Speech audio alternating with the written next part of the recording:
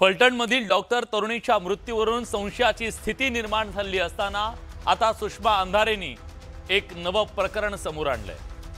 अतिशय गंभीर प्रकरण। रत्नशिव निंबाळकर नावाच्या तरुणाची हत्या झाली।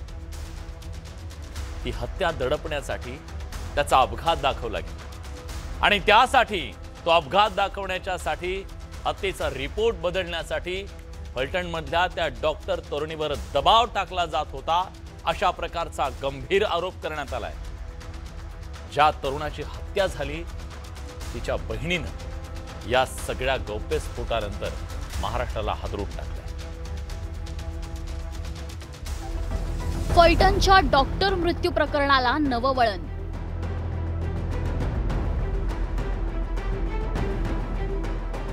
रत्नशिव निंबाळकरांच्या हत्येला अपघात दाखवलं।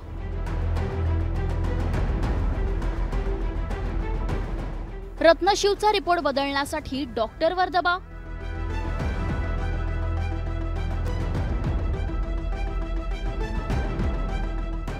सुषमा अंधारेंनी कुटुंबियांनाच समोर आणलं।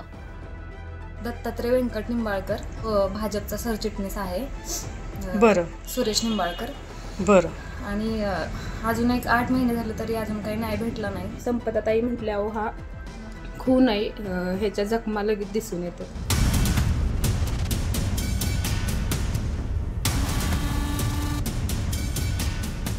फलटणमधील पोलीस आणि राजकीय लागोबंद्यांचा भांडाफोड करणारं एक नवं प्रकरण समोर आलंय, ज्याचा थेट संबंध डॉक्टर तरुणीच्या मृत्यूशी असल्याचा दावा केला जातोय। डॉक्टर तरुणीच्या मृत्यू संदर्भात दररोज नवनवीन माहिती समोर येते। अशीच एक अत्यंत गंभीर माहिती शुक्रवारी सुषमा अंधारेंनी समोर आणली। फलटणच्या आदरकी गावातील 32 वर्षीय रत्नशिव निंबाळकरांची हत्या 12 मार्च 2025 रोजी अत्यंत निर्घृणपणे कोयत्याचे वार करत हत्या झालेली। सैन्यातून काढून टाकलेला आरोपी दत्तात्रय निंबाळकरनं हा खून केल्याचा आरोप आहे। दत्तात्रयचे गावातील एका स्त्रीबरोबर संबंध होते। या संदर्भात रत्नाशिवने गावात बदनामी केल्याच्या संशयातून दत्तात्रयनं रत्नाशिवचा निर्दयीपणे खून केल्याचा आरोप आहे। दत्तात्रय हा फलटण भाजप सरचिटणीसचा सख्खा भाऊ आहे, पण रत्नशिवच्या हत्येला अपघात दाखवण्यासाठी त्याचा रिपोर्ट बदलला गेला। हाच रिपोर्ट बदलण्यासाठी फलटण उपजिल्हा रुग्णालयातील महिला डॉक्टरवर दबाव आणल्याचा आरोप रत्नशिवच्या कुटुंबियांनी केलाय।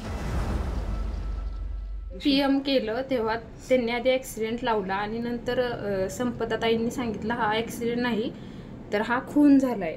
त्यांनी एवढा निर्गुण खून केलाय, त्याच्या खुना बघून सुद्धा तिथं सांगितलं गेलं की हा ॲक्सिडेंट आहे। पण आम्ही जेव्हा आंदोलन करतो म्हटलं तेव्हा संपदाताई म्हटल्या हा खून आहे, ह्याच्या जखमा लगेच दिसून येतात। हा माझा भाऊ ज्याचा गंभीरपणे खून झालाय तो रत्नशिव संभाजी निंबाळकर।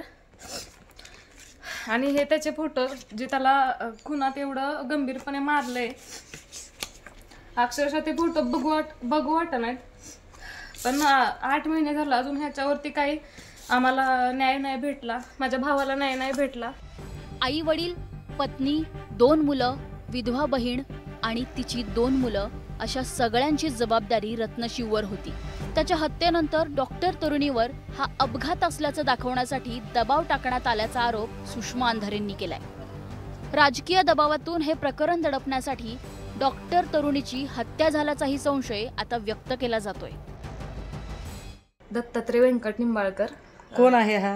हा गावातलाच एक माणूस आहे आमच्या। बरं। ह्याचं काही आहे, तो भाजपचा सरचिटणीस आहे। बरं। सुरेश निंबाळकर। बरं। आणि अजून एक 8 महिने झाले तरी अजून काही न्याय भेटला नाही आम्हाला। आणि डॉक्टर संपदाताई आहेत, त्यांनी आम्हाला असं सांगितलं की ह्याचा ॲक्सिडेंट नाही, खून झालाय। रत्नशिवच्या निंबाळकरांच्या कुटुंबियांनी केलेले हे आरोप गंभीर आहेत। त्यामुळे राजकीय दबाव जुगारून लवकरात लवकर या प्रकरणातील दोषींना शोधणं आणि त्यांना शिक्षा देणं गरजेचं आहे। आणि त्याच वेळी रत्नशिवच्या हत्येचा डॉक्टरच्या मृत्यूशी काय संबंध आहे याचा उलगडा देखील होणं गरजेचं आहे। तरच फलटणमधील डॉक्टर तरुणीच्या मृत्यूवरील उठलेलं हे संशयाचं वावटळ शमेल। शरद जाधव, न्यूज 18 लोकमत, मुंबई।